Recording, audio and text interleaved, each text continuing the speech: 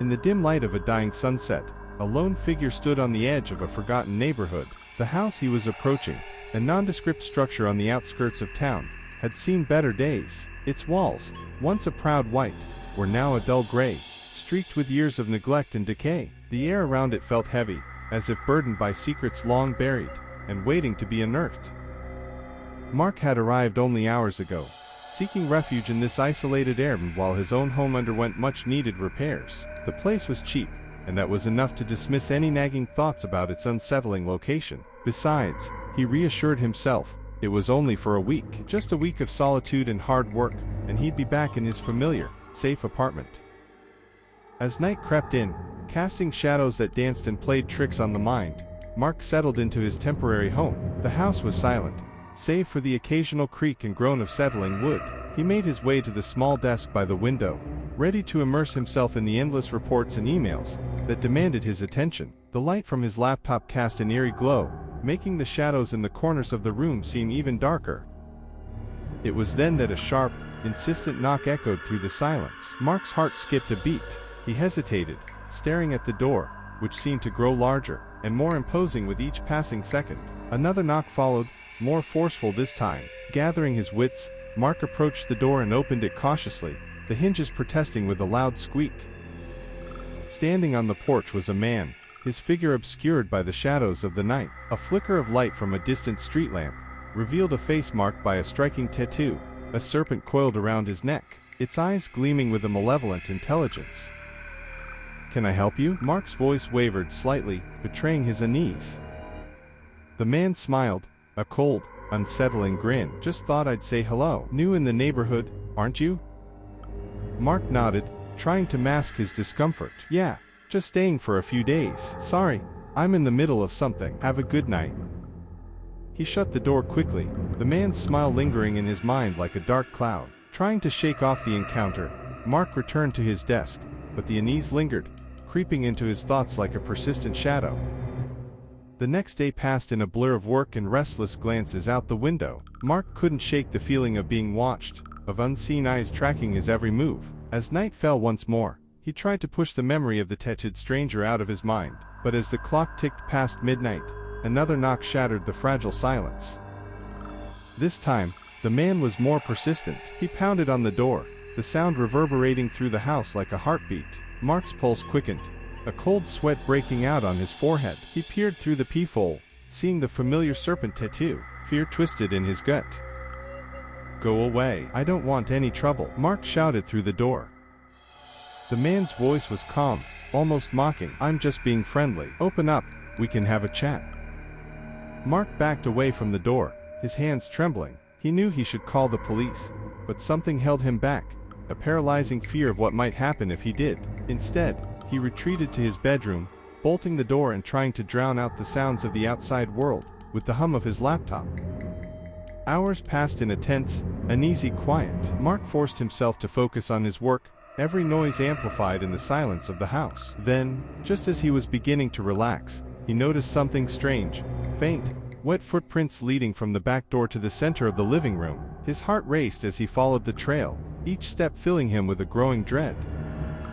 The back door was ajar, swaying gently in the night breeze. Panic surged through him. He turned, and there, standing in the shadows by the stairs, was the tattooed man. His eyes glinted in the dim light, a predator's gaze fixed on its prey.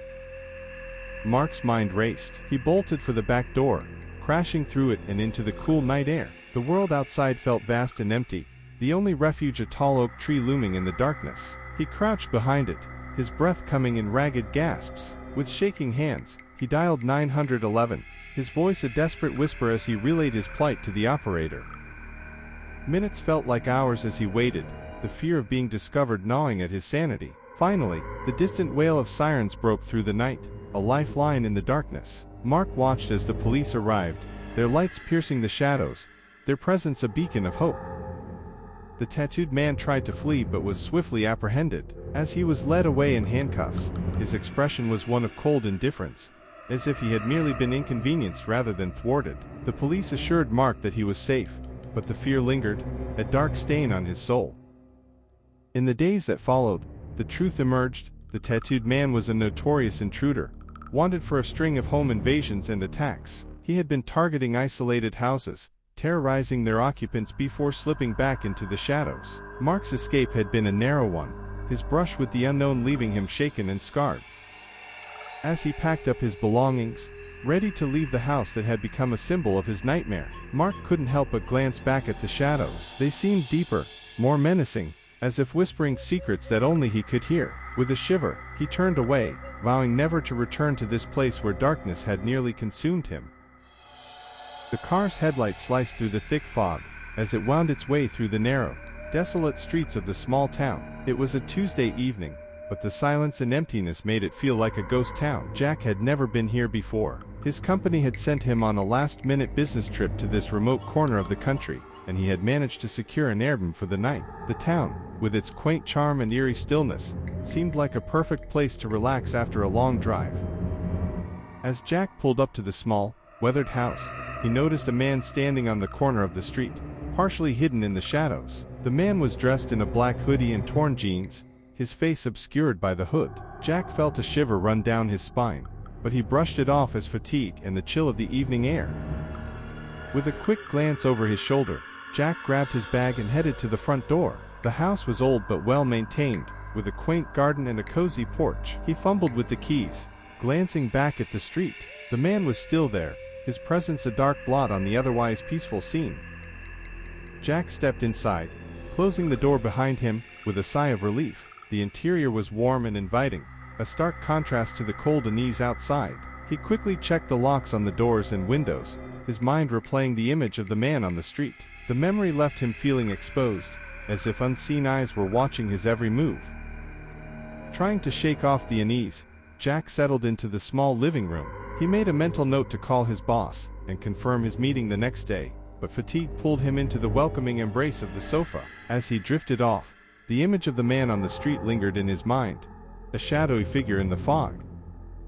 A loud bang jolted Jack awake. He sat up, heart pounding, straining to listen for any sound that might explain the noise. The house was silent, the only sound the faint ticking of a clock on the wall. He glanced at his watch, 2:30 a.m.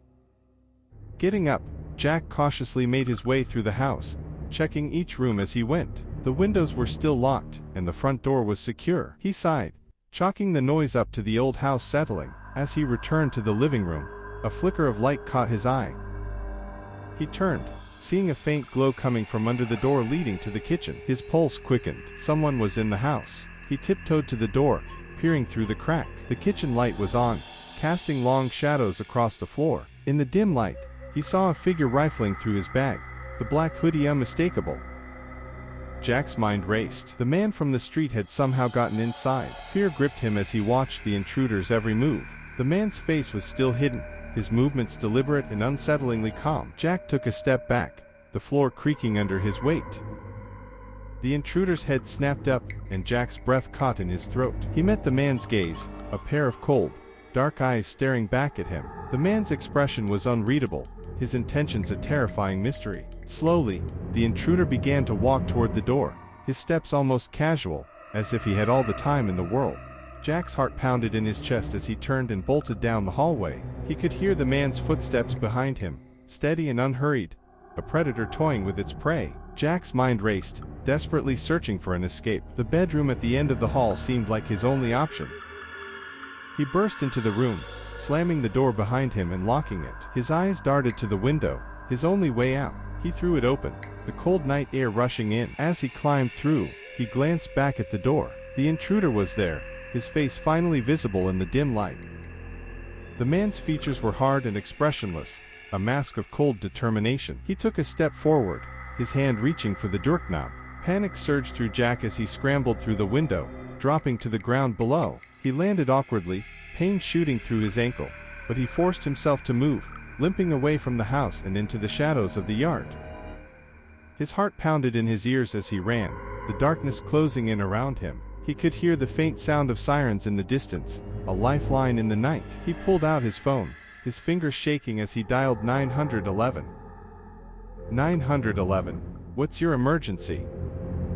There's a man in my airbnb, Jack gasped, his voice trembling. He broke in. I'm outside, but I don't know where he is now. The operator's voice was calm, a lifeline in the storm of fear. "Stay on the line, sir. Officers are on their way. Can you find a safe place to hide until they arrive?" Jack looked around, the yard a maze of shadows and darkness. He spotted a large shed at the far end and limped toward it, praying it was unlocked. His heart raced as he reached the door, relief flooding through him as it swung open. He slipped inside, closing the door behind him, and crouching in the dark. The minutes dragged on, each one an eternity of fear and uncertainty. Jack clutched his phone, the operator's voice a distant comfort. Finally, the sound of sirens grew louder, and flashing lights filled the yard. He stumbled out of the shed, waving frantically at the approaching officers. The police swept through the house, their flashlights cutting through the darkness. They found no sign of the intruder, but Jack's bag had been rifled through, its contents scattered across the kitchen floor. The officers assured Jack that they would search the area and keep a patrol nearby, but the man's escape left him feeling exposed and vulnerable. As the adrenaline faded, the reality of what had happened sank in. The intruder hadn't taken anything of value, hadn't harmed him, but his intentions were still a terrifying mystery. Why had he broken in? What was he looking for? The questions swirled in Jack's mind, each one more unsettling than the last. The police stayed with Jack until the morning, their presence a small comfort in the wake of the night's terror. As the first light of dawn broke over the horizon, Jack packed his things, eager to leave the house that had become a prison of fear. The police promised to continue their search, but the man was gone, a shadow that had melted into the darkness.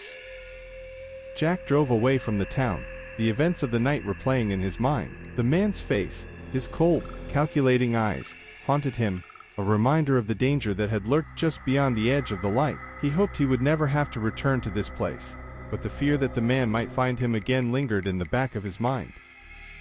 As he sped down the highway, the town receding in his rearview mirror, Jack vowed to be more cautious in the future. The world was full of shadows, and he had learned the hard way that sometimes, those shadows could come to life, bringing with them a terror that could shatter even the most peaceful of nights. Snow swirled violently around my car as I finally pulled up to the small, isolated house in the middle of a Wyoming field. The relentless storm had transformed my road trip from Portland to Chicago into a treacherous ordeal. With the visibility reduced to almost nothing, I was relieved to have reached my Airbnb destination, despite the unsettling remoteness of the place. The house, nestled amidst snow-covered pines, looked like a solitary speck in the vast white landscape. Shivering from the cold and the unnerving quiet, I grabbed my bags and trudged through the snow to the front door. The Airbnb listing had described the house as cozy and charming, a perfect retreat from the chaos of the city. But now, standing alone in the silent, snowbound night, it felt more like a forgotten relic from another time. As I stepped inside, a wave of warmth and the smell of old wood greeted me. The interior was quaint, with rustic furniture and a crackling fireplace. I kicked off my boots, eager to leave the cold behind. But as I explored the house, a strange unease settled over me. The silence was almost oppressive, the kind that amplifies every creak and whisper. I had just finished unpacking when I heard it. A faint, almost imperceptible noise coming from the bedroom. It was a rhythmic thumping, like something, or someone, knocking from the inside. My heart raced as I approached the bedroom door, each step echoing in the stillness. I hesitated, then pushed the door open. The room was empty, except for a neatly made bed and a wardrobe against the far wall. The noise seemed to be coming from the wardrobe, a soft but insistent thud. I crossed the room, my pulse quickening with each step. As I reached the wardrobe, I grabbed the handle and pulled, but it wouldn't budge. It felt like it was locked from the inside. I stood there, breathless, trying to make sense of what I was experiencing. The logical part of my mind insisted it was just an old house settling, that I was overreacting. But the primal fear in me knew better. Something wasn't right. 15 minutes later, after I had tried to distract myself with a book and a cup of tea, I caught a glimpse of movement from the corner of my eye. I looked up and saw a shadow flit across the hallway leading to the bedroom. My blood ran cold. I set my tea down and moved cautiously towards the hallway. The shadow had disappeared, but the unease had not. I checked the bedroom again, but everything was as I had left it. No sign of any intruder, no evidence of the shadow I had seen. Back in the living room, I tried to convince myself that it was just my imagination playing tricks on me. The wind howled outside, rattling the windows, adding to the eerie atmosphere. I decided to confront my fears and check the wardrobe once more. This time it opened easily, revealing nothing but empty hangers and a musty smell. I sighed in relief, laughing at my earlier paranoia. Turning to leave, I froze. Standing in the doorway of the bathroom was a man. His large frame filled the space, his face contorted in pain. Blood stained his clothes, and his eyes were wild, darting around the room. He held a duffel bag in one hand, the other clutching his side where blood seeped through his fingers. We locked eyes, and in that moment, the world seemed to stop. The man didn't say a word. He just stood there, breathing heavily, his eyes boring into mine. Fear gripped me, rooting me to the spot. I wanted to scream, to run, but I was paralyzed by the sheer impossibility of what I was seeing. Slowly, the man turned and walked out of the house, disappearing into the snowstorm. The door slammed shut behind him, leaving me in stunned silence. It took me several minutes to find my voice and even longer to gather the courage to call the police. My hands trembled as I dialed 911, my mind racing with questions. When the police arrived, they combed through the house and the surrounding area, but there was no sign of the man. They took my statement, but without any evidence or clear motive, there was little they could do. They told me the owner of the Airbnb was out of town and that no one else should have had access to the house. I spent the rest of the night huddled by the fireplace, every creak of the old house making me jump. The storm raged on, trapping me in a cocoon of fear and uncertainty.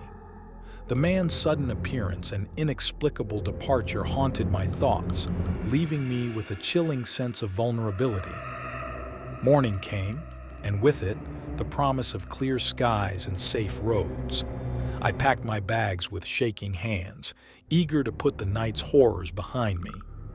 As I drove away, I couldn't help but glance back at the small house, now just a dark speck in the vast white field. The shadows of the previous night lingered in my mind, a stark reminder that some mysteries are better left unsolved. The police promised to keep an eye on the area, but I knew that the true answers would reach